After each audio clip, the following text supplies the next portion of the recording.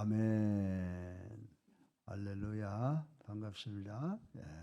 오늘 제가 여러분들에게 말씀을 드리고 싶은 것은 이 에베소 3장 6절에 보면 성도의 특권 세 가지를 이야기를 해주고 있습니다. 따라서 오늘 이 새벽 기도에 참석하신 분들, 가정에 계시는 분들, 지방에 또 해외에 계신 모든 분들 오늘 이 말씀을 통해서 은혜 받는 시간 되기를 주님의 이름으로 축원합니다.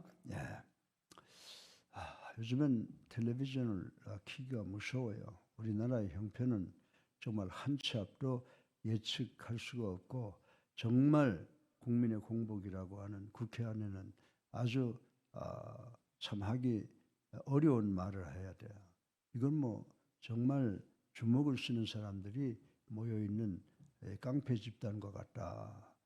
그리고 우리나라의 행정부나 사법부는 머리가 완전히 없는 그런 무리들이 모여있는 그런 집단이 아닌가라고 생각을 합니다. 그래서 정말 새벽에 일어나 생각해 보면 이승만 대통령이 나라를 건국하시고 박정희 대통령이 나라를 만들어 보려고 애쓰다가 결국 우리 국민들의 한계를 깨달은 것이 아니냐 이런 생각을 하게 됩니다. 여러분들 지금 우리 앞에 놓인 것은 윤석열 대통령이 내란의 수견의 안연을 가지고 온 나라가 시끄럽습니다. 제가 미국에 있을 때 탄핵 과정을 경험한 게 있거든요. 그것은 뭐냐면 미국의 닉슨 대통령이 워터게이트 사건 때문에 탄핵같이 갔지만은 끝에 하야를 할 때에 양당이 손을 들어 환영을 해서 그 하야를 받아주고 또 사면까지 시켰던 그런 격전 높은 그런 민주주의 국가의 하나의 대표적인 모습을 보여준 미국, 그 당시에 제가 미국에서 그거를 보고 참 양당이 모여서 그 하야를 받아주고 또 사면까지 하는 그런 그 국민들을 보고 참 부러운 생각을 가진 적이 있습니다. 그러면서 제가 느낀 것은 뭐냐면 우리나라 사람들 참 권력 좋아한다라고 하는 것 같아요. 저도 1978년에 귀국해서 올림픽에 있을 때 입각도 이야기가 나왔고 여러 가지가 나왔지만은 올림픽에 가서 봉사하고 끝을 냈는데 우리나라 사람만큼 이 권력을 좋아하는 사람이 없지 않느냐. 절대 권력자한테 가서 아부하는 사람들을 참 볼 때 너무 한심하다. 또 볼상사나워서 눈을 뜰 수가 볼 수 없는 그런 상황이 공공연하게 벌어지고 있는 것을 보았습니다. 왜 그럴까요? 왜 대한민국 사람들이 그렇게 권력지향적이 될까요? 그저 주변에 높은 사람 하나 있으면 그분 옆에 가서 아부하고 부끄러운 줄 모르고 하는 처사를 볼 때 한심하기 짝이 없습니다. 그 왜 그런가라고 하는 것을 생각해 봤더니 우리나라 국민들은 일반적으로 권자의 옳은 사람과 조금이라도 연결되기를 원하는데 그것은 뭐냐면 특권을 행사하기를 좋아하는 성품이 있기 때문이 아닌가 그런 생각을 해보았습니다. 사랑하는 성도 여러분, 그런데 대부분의 그런 사람들은 그 특권이 안개와 같이 매우 일시적인 것임을 깨닫지 못하기 때문이라고 저는 생각을 해봅니다. 그뿐만 아니라 그 특권, 나에게 주어진 특권을 선하게 사용하지 못하고 있다라고 하는 것을 생각해 볼 수가 있습니다. 그런데 여러분들이 하나님의 말씀인 빌립보서 3장 8절에 보게 되면 사도 바울이 나옵니다. 바울 선생은 빌립보 3장 8절에 보면 그 인간적인 측면에서 참 특권을 누릴 수 있는 그런 가정 배경, 교육 배경, 그리고 지위의 배경을 가지고 있었습니다. 그러나 그 특권들 중에 그리스도를 전하는 방법에 방해가 되는 것들은 배설물과 같이 여겼다라고 하는 것을 우리는 볼 수가 있습니다. 그 이유는 바울 선생에게 있어서 이 세상의 특권은 매우 일시적이며 하나님 나라를 위해서는 아무 소용이 없는 것이다라고 하는 사실을 일찍 깨달았기 때문이라고 저는 생각을 합니다.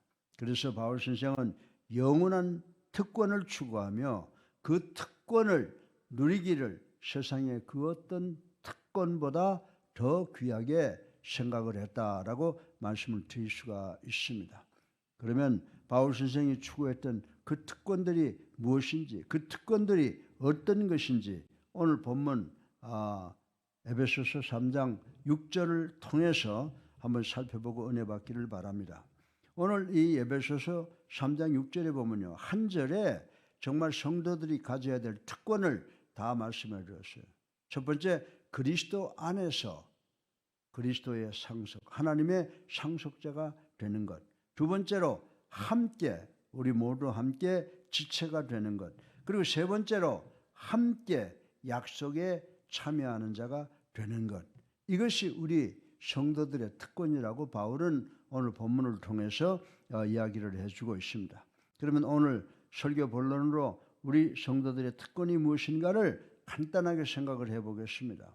첫째로 예수를 나의 구주로 살아계신 하나님의 아들로 믿고 영접하고 세례받아서 그리스도인이 되면 그리스도 안에서 후사가 되는데 그냥 후사가 되는 것이 아니라 그리스도 안에서 모두 그리스도를 구세주로 살아계신 하나님의 아들로 믿고 영접한 모든 사람이 함께 후사, 상속자가 된다라고 하는 말씀이 기록되어 있습니다. 그래서 여러분들 세상 운동 경기에 나가면 금메달 한 사람밖에 없어요.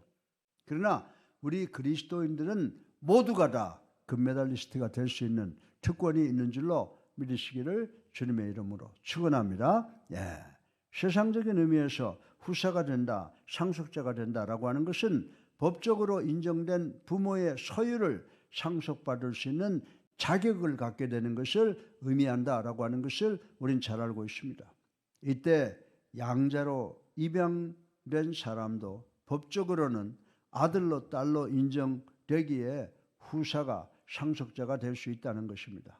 우린 본래 하나님과 상관없는 그런 자였기에 후사가 될 수 없지만은 복음 예수를 나의 구주로 살아계신 하나님의 아들로 받아들이고 예수님을 믿게 되면 하나님의 아들과 딸로 입양이 될 수 있다고 성경은 우리들에게 가르쳐 주고 있습니다. 바울 선생은 로마서 8장 23절에 성도가 양자된 것은 구속받는 것과 동일시했다라고 하는 것을 우리는 알 수가 있는 것입니다. 결국 우리가 하나님의 상속자, 하나님의 후사가 될 수 있는 결정적인 요소는 예수 그리스도를 통하는 길밖에 없다는 겁니다. 예수를 나의 구주로 살아계신 하나님의 아들로 믿고 영접하고 우리의 죄를 다 대속받는 것을 통해서 하나님의 후사가 될 수 있다고 바울 선생은 가르쳐 주고 있는 것입니다. 다시 말해서 구속함, 대속의 은총을 얻지 못한 자는 결코 하나님의 자녀, 하나님의 아들과 딸이 될 수가 없으며 또한 하나님의 상속자, 후사가 될 수 없다라고 말씀을 하고 있습니다. 그리고 구속함은 오직 예수 그리스도로 말미암기에 예수 이름 위에 그 어떤 것도 하나님의 후사가 될 수 없다라고 사도행전 4장 12절에 기록해 놓은 것을 우리는 읽어볼 수가 있습니다. 이처럼 예수를 그리스도로 살아계신 하나님의 아들로 믿는 성도는 상속자가 되는 특권을 부여받았기에 하나님과 함께 살 수 있는 자격을 얻게 되고 또한 예수님과 함께 하나님의 나라를 상속받을 수 있는 자격을 얻게 된다라고 하는 것입니다. 이 특권은 왕의 후사가 되는 것과 비교할 수 없을 만큼 더 고귀한 놀라운 사건이라고 우리는 깨달아야 됩니다. 왜냐하면 이 특권을 소유한 사람만이 하늘나라에 입성해서 영생복락을 누릴 수 있게 되는 줄로 믿으시기를 주님의 이름으로 축원합니다. 둘째로 성도의 특권은 모두 함께 지체가 되는 거예요. 우리 몸에 지체들 많죠. 우리 몸에 각 기관, 조직이 다 지체입니다. 그래서 둘째로 우리 예수 믿고 성도가 된 성도들의 특권 모두는 우리 몸의 지체처럼 함께 모여서 존재할 수가 있다라고 하는 것입니다. 사람의 몸을 구성하는 어느 지체라도 몸에 떨어져 나오면 그 기능을 발휘할 수가 없고 죽을 수밖에 없다라고 하는 것입니다. 성도는 믿음을 통해서 누구의 지체가 된다고요? 예수 그리스도의 지체가 된다라고 하는 것을 감사하는 마음으로 우리가 세상을 살아가야 된다라고 하는 것이기 때문입니다. 그렇기 때문에 우리 믿는 자들은 그리스도 안에 있을 때만 생명을 소유할 수 있게 되는 줄로 믿으시기 바랍니다. 그리스도 안에 있을 때만 살아있다라고 하는 것입니다. 그리고 더 나아가서 우리 믿는 자들은 그리스도 안에 있으므로 그리스도의 지체로서 각자 다른 기능을 발휘할 수가 있다라고 하는 것입니다. 우리 몸에 눈, 코, 귀, 입, 심장, 위 뭐 다 하나지만은 기능은 자기 고유의 기능을 한다라고 하는 것을 우린 잘 알고 있는 것입니다. 이러한 사실은 예수님께서 요한복음 15장을 통해서 포도나무와 가지의 비유를 통해 가르친 데서 매우 구체적으로 볼 수가 있습니다. 그러면 여기서 우리는 그리스도의 지체가 되는 것이 우리에게 어떤 특권이 되는지 생각할 필요가 있다라고 하는 것입니다. 우리가 예수님께 붙어 있는 한 우리는 예수 그리스도로부터 끝없는 생명을 공급을 받는다라고 하는 것을 믿어야 됩니다. 뿐만 아니라 우리는 하나님께서 원하시는 열매를 맺을 수 있다라고 하는 것입니다. 이 열매가 뭘까요? 여러분들 왜 성경에서 열매를 강조하고 있느냐? 이 열매는요, 우리가 하늘나라에 기록돼서 마지막 날 우리가 천국에서 하나님께 받을 상급의 근거가 된다라고 말씀을 할 수가 있습니다. 운동선수들이 기록에 의해서 메달을 금메달, 동메달 따듯이 우리는 어떻게 해요? 이 땅에서 쌓은 열매를 통해서 하늘나라에 가서 상급을 받게 된다라고 하는 것입니다. 이런 의미에서 우리는 하나님께서 원하시는 열매를 맺고 있는지 정말 성찰해 봐야 됩니다. 만일 우리가 열매를 발견할 수가 없으면 우리 자신이 그리스도의 지체로서 정말 예수 그리스도께 붙어 있는지에 대해서 반성을 해 봐야 된다라고 하는 것입니다. 사랑하는 예수님께 성도 여러분, 우리의 열매 맺지 못하는 삶으로 인해 하나님께서 우리를 위해서 예비한 그 상급을 상실하는 우리가 되지 않도록 노력해야 된다라고 하는 것입니다. 그러므로 우리가 이 특권을 온전히 누리기 원한다면 반드시 예수님으로부터 예수님이 주시는 그 생명을 공급받아야 된다라고 하는 것입니다. 예수님으로부터 생명을 공급받으려면 어떻게 해야 되죠? 우리가 예수님과 하나가 돼야 되는 줄로 믿으시기를 주님의 이름으로 축원합니다. 셋째로 마지막으로 성도들의 특권은 함께 약속에 참여하는 자가 되어야 되는 거예요. 여러분들 이거 참 귀한 말씀입니다. 우리가 세상을 살아가지만은 정말 내 아내와 나는 함께 약속에 참여한 자들 아니에요? 우리가 이 땅에서도 제한된 기간을 살고 있지만은 우리가 또 하늘나라에 가서도 주님 옆에서 또 하나로 만난다라고 하는 그런 약속이 우리 모두에게 부여되어 있다는 거예요. 약속에 참여하는 자가 되어 있다는 것입니다. 이스라엘 백성들은 약속을 받아 어디로 갔어요? 가나안 땅을 향해 들어가는 특권을 부여받았지만은 어떻게 했습니까? 그런데 그들은 출애굽 과정에서 하나님의 말씀에 불순종함으로써 그 약속에 참여할 수 있는 특권을 상실해버린 것을 우린 잘 알고 있는 것입니다. 사랑하는 성도 여러분, 성도들도 하나님 나라뿐만 아니라 많은 축복을 약속받은 줄로 믿으시기 바랍니다. 그런데 그 약속을 받았다고 모든 약속에 누구든지 다 참여할 수 있는 것이 아니라는 사실을 우리는 알아야 됩니다. 그럼에도 불구하고 21세기를 살아가고 있는 많은 우리 크리스찬들이 예수를 믿는다고 고백은 하면서 실제 삶에 있어서는 그리스도와는 전혀 상관없는 삶을 살아가며 또한 스스로 받은 것과 약속에 참여하는 것이 서로 다름을 분명히 인식한다면 그처럼 낙관적으로만 생각할 수 없다라고 저는 말씀을 드리고 싶은 것입니다. 우리는 여호수아와 갈렙처럼 확실한 믿음 위에 서서 흔들리지 않으며 또한 그 믿음에 따라 살아갈 때 그 약속에 참여할 수 있게 되는 줄로 믿으시기를 주님의 이름으로 축원합니다. 이렇게 살아갈 때 우리에게 주어진 약속을 결코 다른 사람에게 빼앗기지 않을 것입니다. 사랑하는 예수님께 성도 여러분, 우리는 바울 선생이 설명한 대로 엄청난 성도의 특권을 약속받았습니다. 그리고 이 특권은 세상 사람들이 누리는 특권과는 비교가 되지 않을 만큼 영광스러운 것이라고 말씀을 드릴 수가 있습니다. 우리는 이 특권을 어떻게 얻었어요? 예수를 나의 구주로 살아계신 하나님의 아들로 믿는 믿음으로 그 특권을 부여받았다라고 하는 것입니다. 이 특권이 없이는 어떤 사람이라도 하나님 앞에 설 수가 없습니다.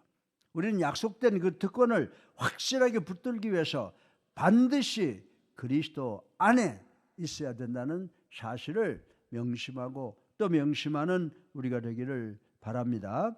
우리가 그리스도 안에 있을 때 그리스도로부터 공급되는 생명으로 열매를 맺을 수가 있다라고 하는 것입니다. 그리고 우리가 그리스도 안에 있을 수 있는 것은 우리의 의지로, 우리의 결단으로, 우리의 결심으로 된 것이 아니라 오직 성령을 통해서 가능할 뿐이라고 성경은 우리에게 가르쳐주고 있습니다. 그래서 갈라디아 5장 22절부터 23절을 보면 우리에게 맺어지는 9가지의 열매를 성령의 열매라고 부르고 있다는 것을 우리는 알아야 된다라고 하는 것입니다. 이처럼 우리는 성령을 통하지 않고는 본문에서 언급된 성도의 특권을 소유할 수가 없다고 하는 것입니다. 결론적으로 우리는 그 특권을 얻기 위해서 성령의 도우심을 끝없이 간구하며 하나님께 순종하는 삶을 살아야 되는 줄로 믿으시기를 주님의 이름으로 축원합니다. 오늘 성도의 특권 3가지가 뭐라고 그랬어요? 그리스도 안에서 뭐가 돼야 된다? 후사, 상속자가 되어야 된다라고 하는 것입니다. 두 번째로 함께 하나가 되는 것입니다. 지체가 된다는 거예요. 우리가 예수 그리스도의 성도들은 다 한 몸, 누구에게 연결된 거예요? 예수 그리스도에게 연결되었다라고 하는 것입니다. 세 번째로 함께 약속에 참여하는 자다라고 하는 것입니다. 우리 모두 함께 영적 가나안, 천국에 입성하는 그런 특권을 받은 줄로 믿으시기를 주님의 이름으로 축원합니다. 살아계셔서 우리 삶을 주관하시는 만복의 근원이 되신 아버지, 찬양과 영광과 존귀를 올리고 회개하고 주님 십자가 사랑 감사합니다. 오늘도 바울의 말씀을 통해서 성도의 특권을 배웠습니다. 첫째, 상속자가 됩니다. 지체가 됩니다. 함께 가나안 천국에 입성할 수 있는 특권을 받았다고 하는 것을 깨닫고 저희들 힘들고 어렵더라도 말씀을 붙잡고 참된 성도가 되기 위해서 이 특권을 누리는 그리고 하늘나라에 가서 많은 상급을 받는 우리 모두가 될 수 있도록 축복하여 주시옵소서. 예수 그리스도 이름으로 감사하며 기도드렸사옵나이다. 아멘. 아멘.